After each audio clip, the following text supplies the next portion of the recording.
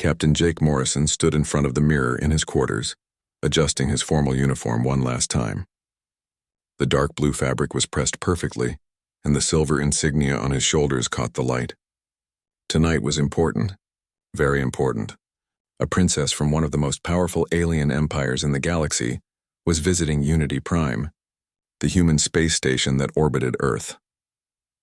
Jake had been chosen to greet her and serve as her guide during the visit. He took a deep breath and looked at the data pad on his desk. For the past 3 days, he had studied everything about the Thalreen Empire and their customs.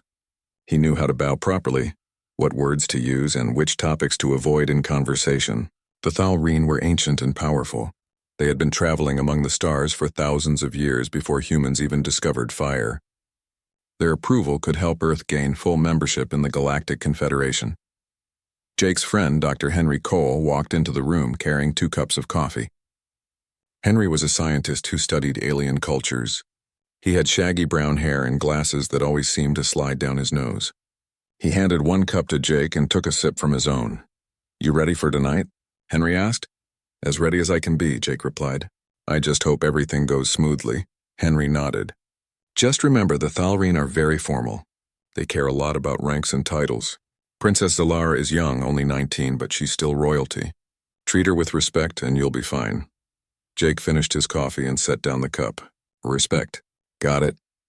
2 hours later, Jake stood in the main reception hall of Unity Prime. The room was beautiful. Lights sparkled from the ceiling like stars, and large windows showed the curve of Earth below. Diplomats from a dozen different alien species filled the room, talking in small groups.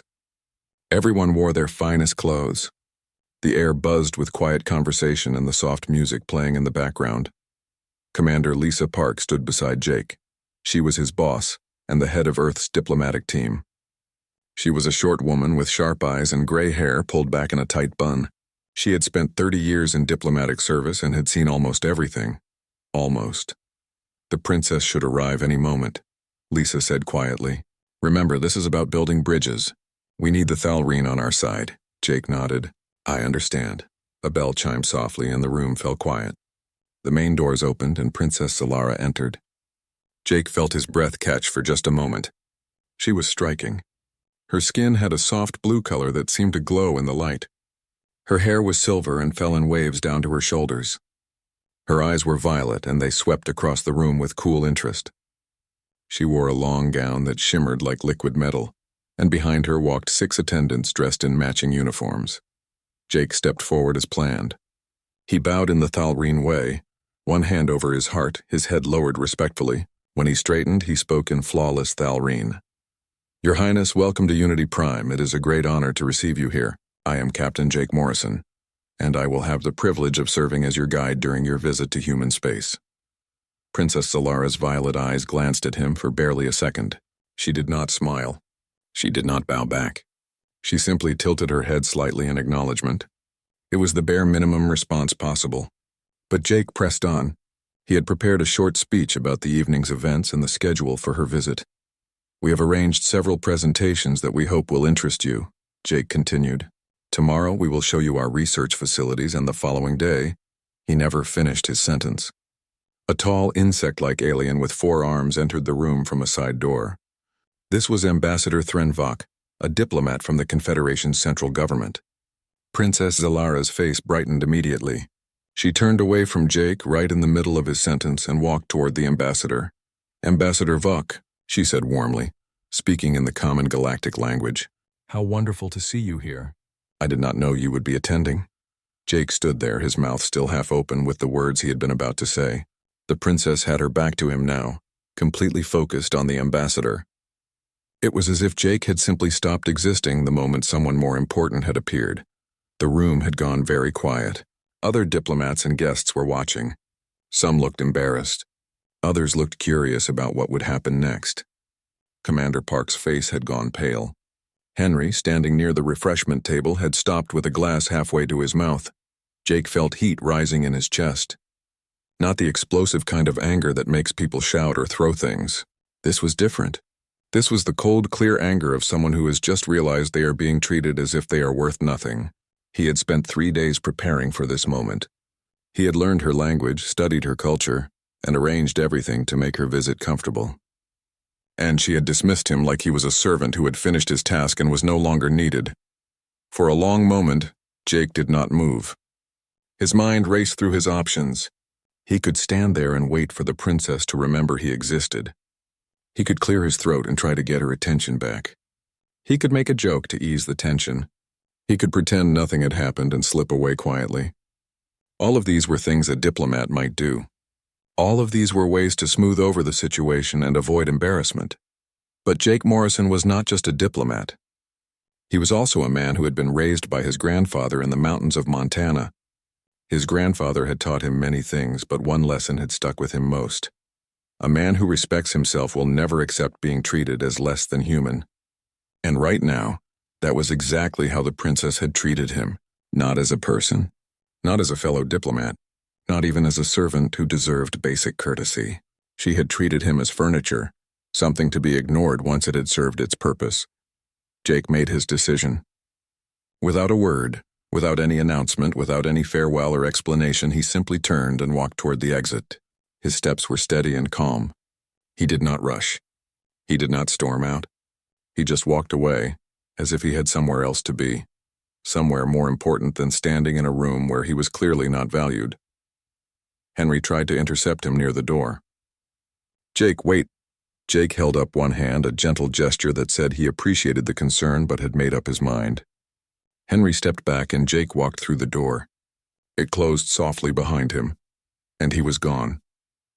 Inside the reception hall, the silence was deafening. Princess Zalara continued her conversation with Ambassador Vok, apparently unaware that anything unusual had happened. But everyone else in the room understood. They had just witnessed something that almost never happened in galactic diplomacy. Someone had walked away from royalty. Someone had chosen personal dignity over political necessity, and that someone was human. Commander Lisa Park stood frozen, her mind already racing ahead to the damage control she would need to do. Ambassador Vok's compound eyes had widened in surprise, and he was only half listening to what the princess was saying. And somewhere in the crowd, other diplomats from younger or less powerful species were feeling something they had not felt in a long time. A strange mixture of shock, fear, and something that might have been respect. Commander Lisa Park found Jake in his quarters 2 hours later. He was packing a small bag with clothes and personal items. His movements were calm and methodical, as if he were preparing for a routine trip home. Lisa closed the door behind her and stood with her arms crossed. "What are you doing?" she asked, though she already knew the answer. "Packing," Jake said simply. "I'm requesting leave. Immediate leave. I'm going back to Earth." Lisa felt her jaw tighten. "Jake, you cannot just leave in the middle of a diplomatic event. Do you understand what you've done? Princess Zalara is one of the most important visitors we've ever had here. The Thalreen Empire's support is crucial for our membership in the Confederation." Jake zipped up his bag and turned to face her. His face was calm, but his eyes were firm. Then maybe they should have sent someone who knows how to treat people with basic respect. She was following her culture's customs, Lisa argued. The Thalreen nobility are taught that. "I don't care," Jake interrupted quietly. "I don't care if it's their culture. It's not mine. I'm not going to smile and pretend it's acceptable to be treated like I'm not even there." Lisa took a deep breath, trying to control her frustration. "Jake, I know it was rude. I know it was insulting. But sometimes in this job we have to swallow our pride for the greater good. Earth needs allies. We're still new to the galactic community. We can't afford to offend powerful species over something like this." Jake picked up his bag and walked toward the door. "Find someone else to handle the princess's tour. I'm done." Lisa watched him go, and for a moment she felt torn between her duty as a commander and her understanding as a human being. Part of her wanted to order him to stay, but another part of her, the part that remembered why she had joined the diplomatic service in the first place, understood exactly why Jake had walked away. News of the incident spread through diplomatic channels with shocking speed. By the next morning, every ambassador, every delegation, and every political office in the Confederation had heard the story. A human officer had walked away from Thalreen royalty. Some called it brave, some called it foolish, some called it unforgivable. Lisa spent the entire next day in meetings trying to contain the damage. The Thalreen delegation was officially offended and demanding an apology. Several of the older, more powerful species in the Confederation sent messages expressing their disappointment in humanity's lack of proper diplomatic training. But there were other messages too, quiet ones from smaller species, newer members of the Confederation. These messages were different. They congratulated Earth for showing backbone. They said things like, "We wish we had the courage to do the same." Meanwhile, Jake was on a shuttle heading back to Earth. He stared out the window at the stars and wondered if he had just ended his career. Maybe he had. Maybe walking away had been the wrong choice politically, but he could not shake the feeling that it had been the right choice as a human being. His grandfather's words echoed in his mind. A man who will bow to anyone for any reason will eventually bow to anything. On Unity Prime, Princess Zalara continued her tour of human facilities. But something had changed and it confused her. The human staff were still polite. They still bowed when protocol required it. They still answered her questions and showed her around. But the warmth was gone. The eager smiles had disappeared. Everyone treated her with perfect, cold professionalism and nothing more. Zalara noticed this change but did not understand it. She mentioned it to Lady Serana, her chief advisor, during a private moment in her quarters. "The humans seem different today," Zalara said, frowning slightly. "They are polite, but they seem distant."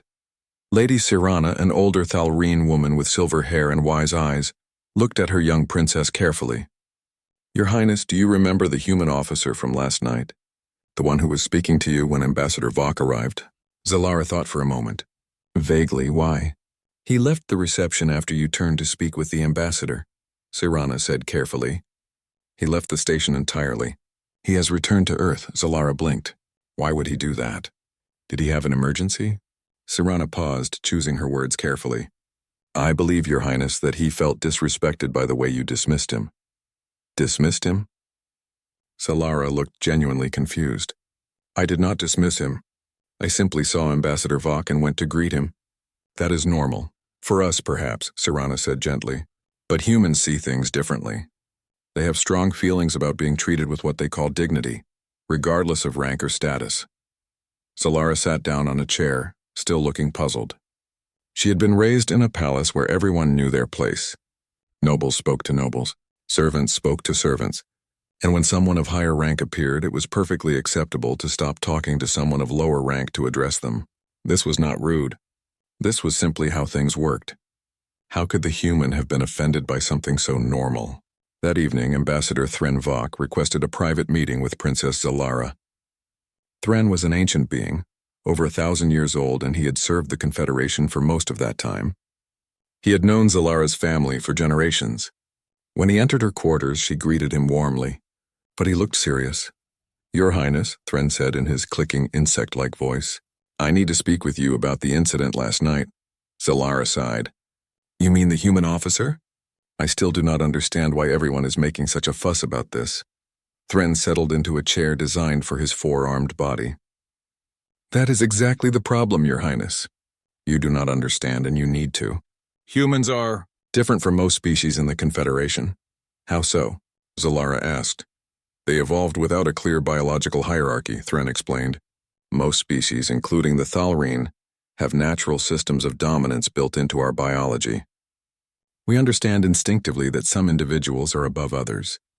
But humans develop differently. They created artificial hierarchies based on ideas like merit, achievement, and social agreement. And because their hierarchies are artificial, they can also be challenged and changed." "I do not see how that matters," Zalara said. Thren leaned forward. "It matters because humans believe that every individual has something they call inherent worth. They believe that a person's value exists independent of their rank or position. When you turned away from Captain Morrison, you were not just following your cultural protocol.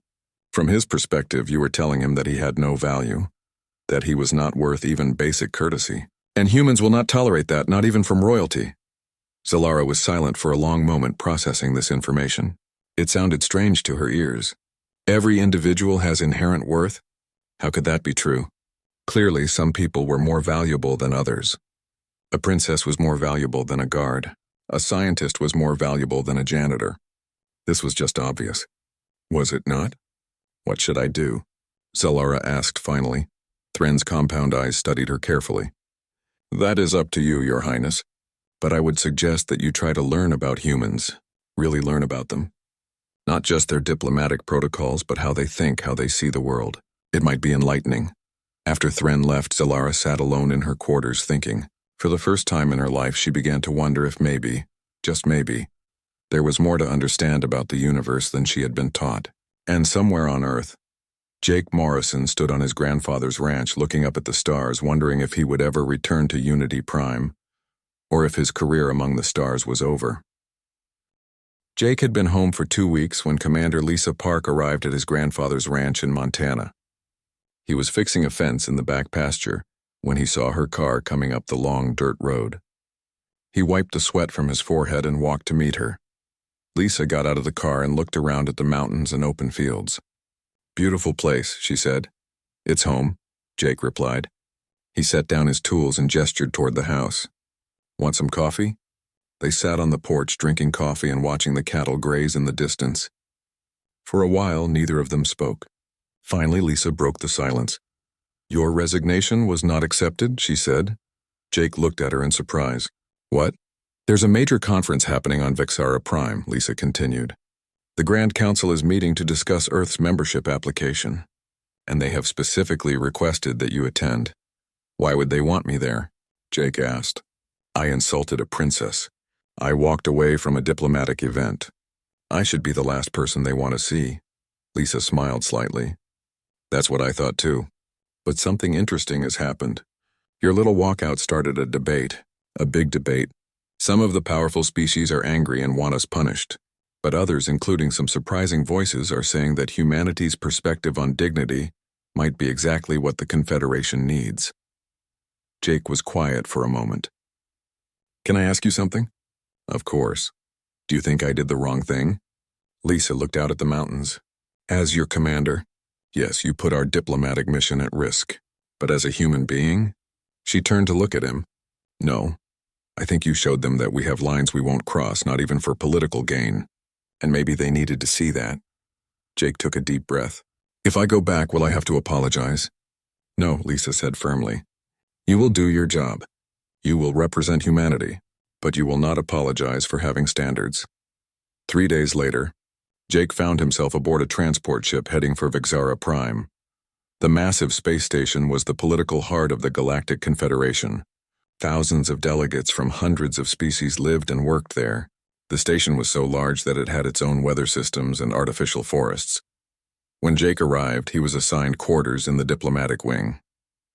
On his first morning, he went for a walk to clear his head before the conference sessions began. As he rounded a corner in one of the station's gardens, he came face to face with Princess Zalara. They both stopped. For a moment, neither spoke. Zalara's attendant stood behind her, watching carefully. Jake could see the expectation in their eyes. They thought he would bow and apologize or perhaps show anger and make a scene. Jake did neither. He simply nodded politely and said, Your Highness, in the same tone he would use with any other delegate. Then he continued walking. Zalara stood frozen for a moment. This was not what she had expected. She had spent the past 2 weeks thinking about Jake Morrison, studying human culture, watching their movies and documentaries. She had expected either anger or groveling. This calm professionalism was somehow worse. It suggested that Jake had simply moved on, that she was no longer even worth being upset about. The conference sessions were intense. The main chamber was enormous, with seats arranged in circular tiers so that every delegation could see every other.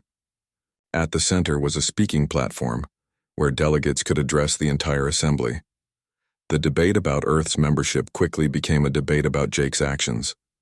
An elder ambassador from the Zithian Collective, a species that had been in space for 10,000 years, spoke for nearly an hour about the importance of respecting hierarchies and the dangers of allowing younger species to challenge their betters.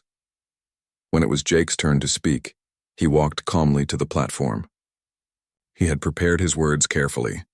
He would not attack anyone's culture. He would not defend his actions as morally superior. He would simply present a different perspective. Honored delegates, Jake began, speaking in the common galactic language. I want to tell you about something we humans call mutual respect. It is different from the hierarchical respect that many of your cultures practice. Mutual respect means that both parties in an interaction recognize each other as worthy of basic courtesy, regardless of their power or status. He paused and looked around the chamber. I am not asking anyone to abandon their culture. When we visit your worlds, we follow your protocols. We bow when you bow. We use your titles and observe your customs. But we ask for the same courtesy. When you visit human space, we hope you will recognize that our values, even if different from yours, are legitimate. Respect does not mean agreement, Jake continued. It means acknowledgement. It means recognizing that the other party has perspectives and values that matter, even if they are not the same as your own. In human diplomatic history, we have successfully negotiated with thousands of different cultures by maintaining this principle. Our statistics show that human diplomatic missions have lower rates of conflict escalation than the galactic average. The speech was calm, well-researched, and carefully worded. Jake did not mention Princess Alara by name. He did not need to. Everyone in the chamber knew exactly what he was talking about. Princess Alara watched from the observer's gallery. For the first time in her life, she felt something she had never experienced before. Genuine shame. Not embarrassment at being caught breaking a rule, but real shame at having hurt someone who did not deserve it. That evening, there was a diplomatic reception. Jake was speaking with Ambassador Threnvok about Earth's research programs when Princess Alara approached them. This time, she waited for a pause in their conversation before speaking. This time, when Jake turned to acknowledge her, she did something unprecedented for Thallarine royalty. Captain Morrison, Ambassador Vok, she said politely. May I join your conversation? Jake was surprised but maintained his composure. He nodded and gestured to an empty seat nearby. Zalara sat down, and for the first time they had a real conversation. She asked questions about human concepts of dignity and equality. Her questions showed that she had been really studying human culture. I have been watching your historical films, Zalara said, the ones about your civil rights movements. I find them fascinating but also confusing. Why would ordinary people challenge powerful institutions? Did they not understand the risks? Jake thought about his answer carefully. They understood the risks perfectly. But they believed that being treated with dignity was worth the risk. They believed that some things are more important than safety or comfort. Like what? Zalara asked. Like self-respect, Jake said simply. Like being able to look at yourself in the mirror and know that you did not accept being treated as less than human. Zalara was quiet for a moment, processing this. Then an emergency alarm sounded throughout the station. The lights changed to a red alert. A voice over the intercom announced that a human research vessel had been attacked by pirates in a nearby system. The vessel was damaged and drifting, and the crew was in danger. Jake stood immediately, his face tense. The research vessel was carrying his friend, Dr. Henry Cole, along with several other scientists. The nearest Confederation patrol ships were hours away. Jake's mind raced through the possibilities. The human delegation had a small escort ship, but it was not designed for combat or rescue operations. Before anyone could stop him, Jake turned to Commander Park. I volunteer to lead a rescue mission. Then Princess Zalara spoke, and her words surprised everyone in the room. My yacht is equipped with advanced shields and weapons. If Captain Morrison will accept my help, I will lend my ship to the rescue mission. Jake looked at her, seeing something new in her violet eyes. Determination. And maybe, just maybe, the beginning of understanding. He nodded once, then let's go, he said. Princess Zalara's yacht was beautiful. The walls inside gleamed with polished metal, and the controls were covered in lights that shifted colors. Jake stood in the command center with several human security officers, Lady Serana and a squad of Thallarine royal guards. The tension in the air was thick. They were an unlikely team, thrown together by crisis. Jake spread a holographic map across the table. It showed the location of the damaged research vessel and the 3 pirate ships surrounding it. The pirates were from a group called the Korvathi Raiders, criminals who captured people to sell as ransom rather than killing them. That meant Dr. Cole and the other scientists were probably still alive. But time was running out. Here is what we will do, Jake said, pointing to the map. The pirate ships do not recognize the royal markings on this yacht. To them, it looks like an expensive transport ship. We will use that. We approach as if we are a lost civilian vessel. When they move to intercept us, We hit them with precise strikes to disable their weapons and engines. While they are confused, a boarding team will evacuate the researchers. One of the Thallarine guards, a tall warrior with blue armor, spoke up. He had been skeptical about following human orders, but he asked a good question about shield frequencies. Jake listened, adjusted the plan based on the guard's suggestion, and thanked him. The guard looked surprised, then nodded with respect. Princess Zalara watched this interaction carefully. She had been educated in military theory at the finest academies, but she had never seen actual combat. She had certainly never seen a commander ask for input from subordinates and actually use it. In her world, orders flowed from the top down, but Jake's way seemed to get better results. The yacht dropped out of hyperspace near the damaged research vessel.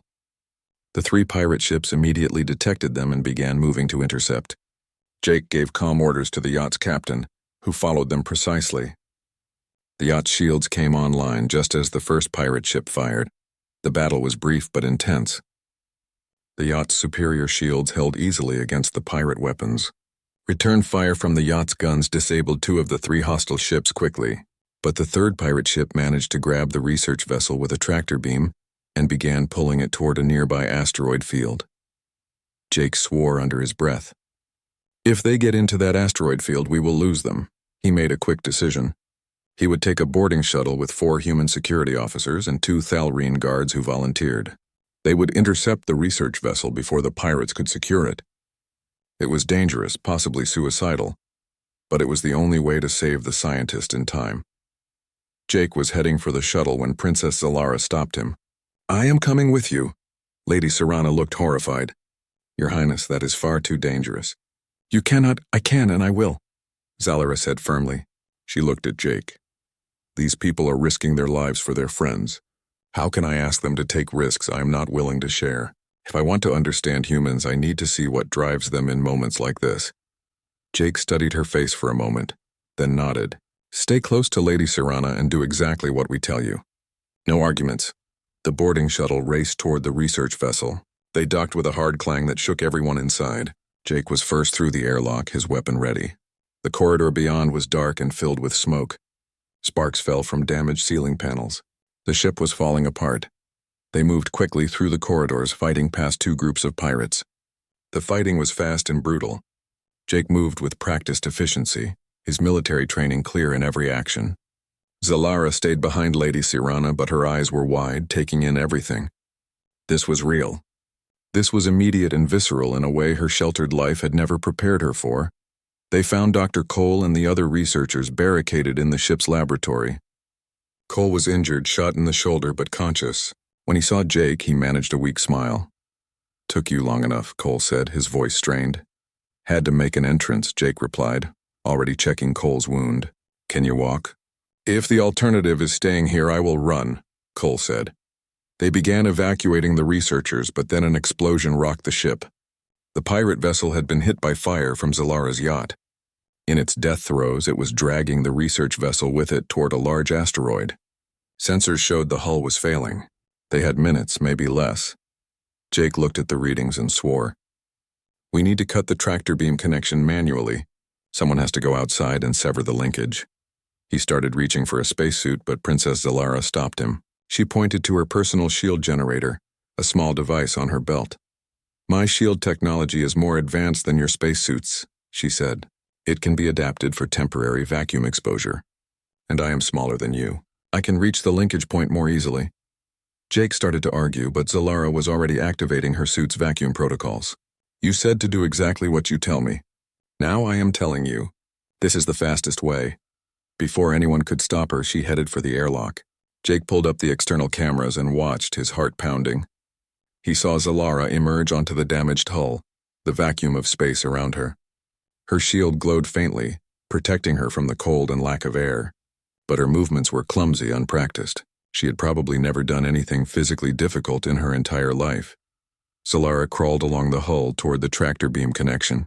Her hands shook as she attached the plasma cutter to the linkage. The asteroid was getting closer. The pirate ship was spinning out of control. She had seconds. The plasma cutter activated and the linkage began to melt.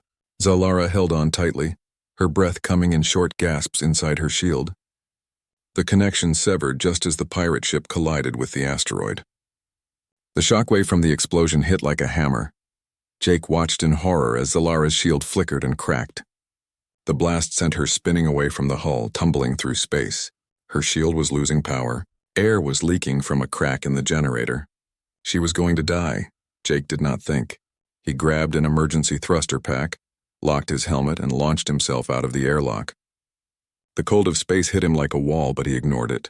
He fired the thrusters, pushing himself toward Zalara's tumbling form. She was disoriented, panicking, her air running out. Jake caught her, wrapping his arms around her. He activated the thruster pack again, pushing them both back toward the research vessel. Zalara's eyes were wide with fear behind her shield. Jake could see the oxygen counter on her generator dropping fast. They were not going to make it in time. But then Lady Serana appeared in the airlock holding a rescue tether. She threw it with perfect accuracy and Jake caught it. She pulled them in, hand over hand, faster than the automatic systems could have managed. They tumbled through the airlock just as Zalara's shield failed completely. They sat on the floor of the shuttle's cargo bay, both shaking with adrenaline. The rescued scientists were being loaded aboard. Lady Serana was checking Zalara for injuries. Everything was chaos and noise. But in that moment, Zalara looked at Jake and her violet eyes were different. Changed. "Thank you," she said quietly. "Thank you for coming after me." Jake was still catching his breath, his heart racing. That is what you do for people on your team. People on your team. Not subjects. Not subordinates. Not people below you in rank, team. The word implied equals working together. In that moment, exhausted and frightened and strangely exhilarated, Princess Zalara understood for the first time what Jake had been trying to explain about human dignity. It was not about treating everyone identically. It was about recognizing that every person had value, that every person deserved basic respect regardless of their position. The shuttle docked with the yacht. Dr. Cole and the other scientists were taken to medical bay. Princess Zalara sat in her quarters, still wearing her damaged shield generator, thinking about everything that had happened. She had risked her life today. For the first time ever, she had done something dangerous, something that mattered, something that helped others, and it felt different from anything she had experienced in her sheltered palace life. It felt real. The news of the rescue mission spread across the Confederation faster than anyone expected. Images of a Thalreen princess working alongside human officers to save lives captured public imagination. The story was not about diplomacy or politics anymore. It was about people helping people, regardless of species or rank, and that was something everyone could understand. When the Grand Council resumed its sessions on Vexara Prime, the atmosphere had changed. The debate about humanity's membership was different now. The incident between Jake and Princess Zalara was no longer seen as a diplomatic failure. Instead, it was seen as the beginning of something important, a learning process that had benefited both sides. Princess Zalara requested permission to address the council. This was her right as visiting royalty, but she had never bothered to use it before. Now, standing at the central platform with thousands of eyes watching her, she felt nervous for the first time in her life, but she had something important to say. "Honored members of the council," she began, her voice clear and strong. "I stand before you today not to defend my actions or to demand apologies. I stand here to acknowledge that I was wrong." A murmur went through the chamber. Thalreen royalty never admitted mistakes publicly. This was unprecedented. "I was taught that respect flows from power," Zalara continued. "That courtesy is something the strong grant to the weak as a privilege, not as a right. Captain Morrison showed me that real respect, the kind that builds trust and enables cooperation, flows in all directions. He did not respect me less because I was powerful. I respected him less because I was blind to my own arrogance. That was my failing, not his." She paused and looked around the chamber. Some faces showed approval. Others showed shock, but everyone was listening. "Humanity offers us something we need," Zalara said. "Not because they are better than us, but because they see things differently. They can help bridge the gaps between our various cultures, between hierarchical species and egalitarian ones, between old civilizations and new ones. They can teach us that different does not mean wrong. I urge this council to grant Earth full membership and to learn from what they have to offer." The speech ended, and Zalara walked back to her seat. The chamber erupted in discussion. Ambassador Threnvok, who had been quietly building support for a compromise, saw his opportunity. He proposed a new framework for Earth's membership. Humanity would be granted full status in the Confederation, but with a special role as cultural liaisons, helping to build understanding between different types of civilizations. The vote was close, but the proposal passed. Earth was no longer a provisional member.